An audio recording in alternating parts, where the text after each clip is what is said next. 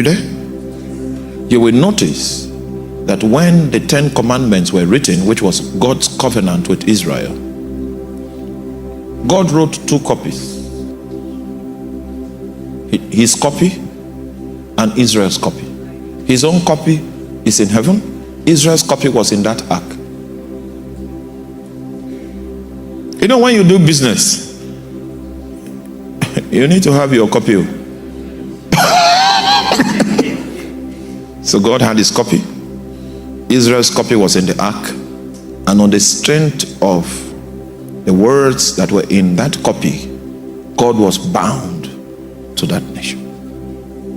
So the presence of God was going to be available on the strength of the fact that Israel still accepts to live by the dictates of the agreements that were made with God. Are you there? So the Philistines took the ark of God and brought it into the house of Dagon and set it close to Dagon. And when day of Ashdod arose on the morrow, behold, Dagon was falling on his face to the earth before the ark of the Lord. There was a way it fell. There was a direction that Dagon fell. It fell before the ark. So anything that was responsible for that fall came from the ark, because it was with respect to the ark that it fell. So the first casualty that Dagon received was falling. Are you there? Somebody say falling.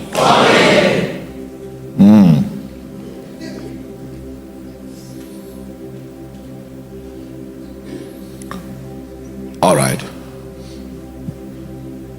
And they took Dagon and set him in his place again.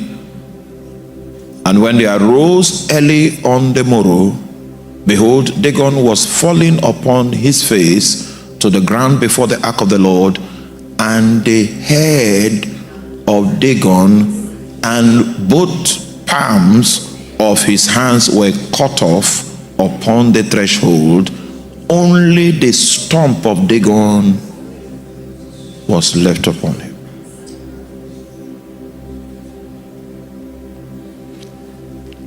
The head was cut off.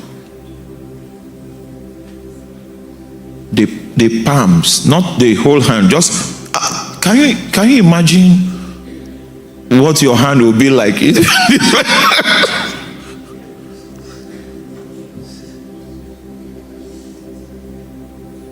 And the hands, the palms, that's where you hold your weapons, you hold your... So you see, so Dagon the mighty fell. That's the first time. And the second one, Dagon, the place where he would have held his weapons, they had perished. So when you deal with Dagon, the first, and you are coming with the presence of God, the first expectation is that Dagon will fall. And what I mean by that is, in a battle situation where the power of that daemonion has been invoked against you, and you are beginning to see symptoms in your life that is not consistent with that which was promised you in the scriptures. Are you there? Manifesting. And your marriage is rocking like a boat. And the business is rocking. There's no need to contact IRS because you're already in the negative. No need to file the tax because no need.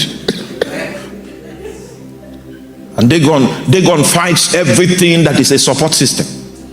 So the first thing that happens when you bring the presence of God is that those things that he's fighting with, those things he's holding on to, those things he's rocking, you will just notice that, you know, if he falls, it means he has left them. Then stability. First sign.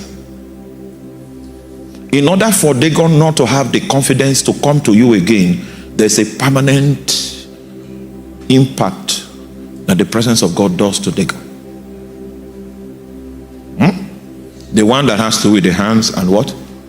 See, if we cut somebody's head, it means the person is dead, Abby? Yes. Now wait. These are the two things I'd like you to remember. How are the mighty falling? That is Dagon fell. And then the weapons of war.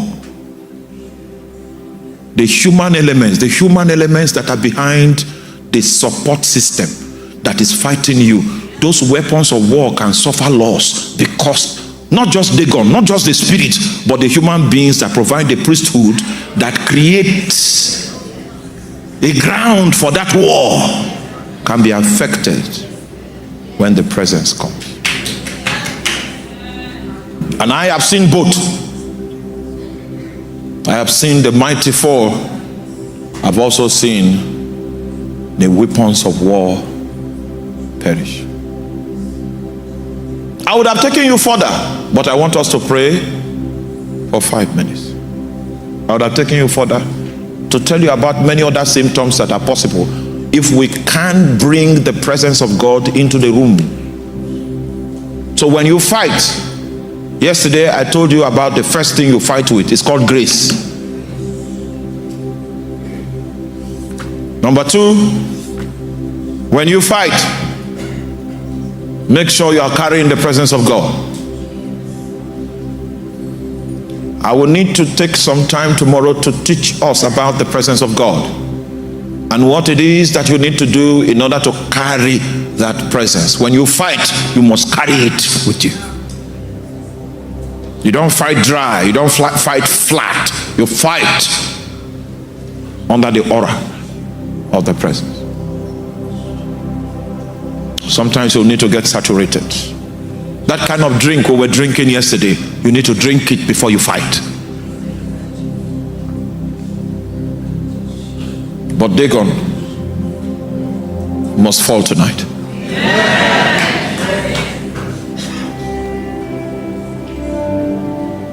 I don't know who was envious about my father, because after my father came to the US, got the scholarship, did his master's degree, came back, filled his service bond to Nigeria.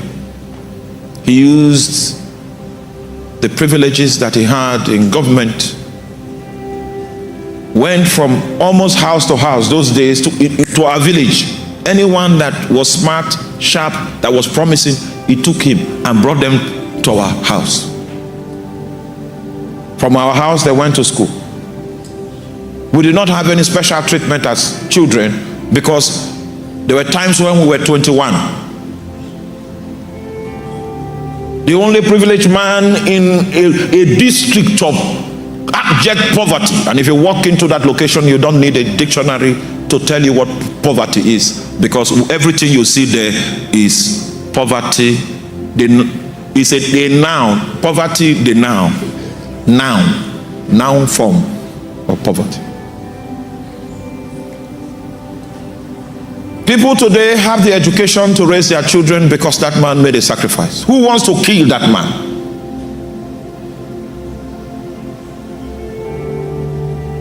But Dagon was summoned against him. And I thought that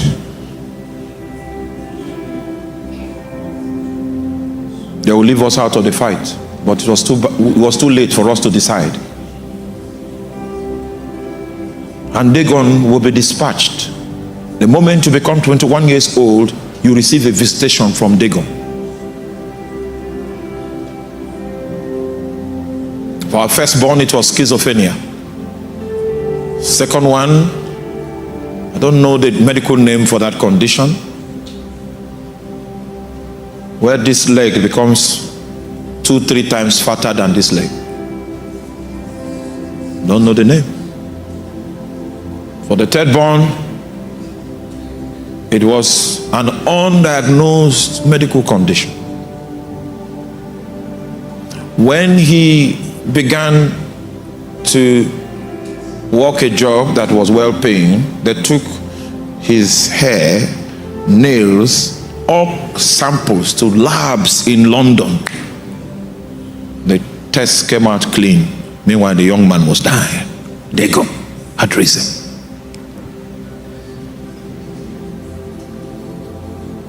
So I know the things of which I speak. And I was part of that war.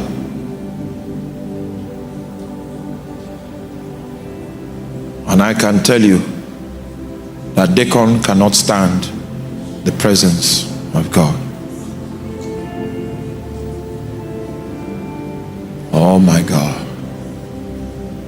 Give me volume there. He can't stand all kinds of things. Oh my God. What a mighty God we serve. Glory, glory, hallelujah. Everything about you is great.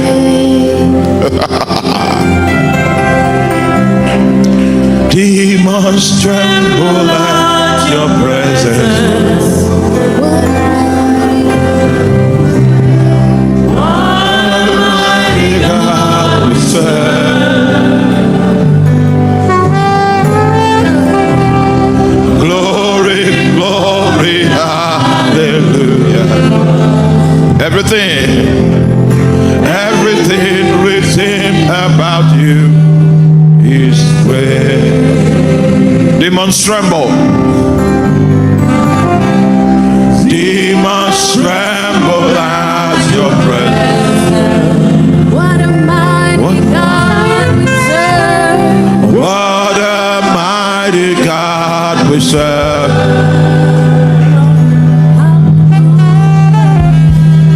Glory, glory, hallelujah. Everything written about you is great. One more time, demons tremble. Demons tremble at your presence. What a mighty God we serve. What a mighty God we serve. Glory, hallelujah. Glory, glory, hallelujah. Everything written about you is great. We're going to take 5 minutes. Oh, you are great. You are great. You are great.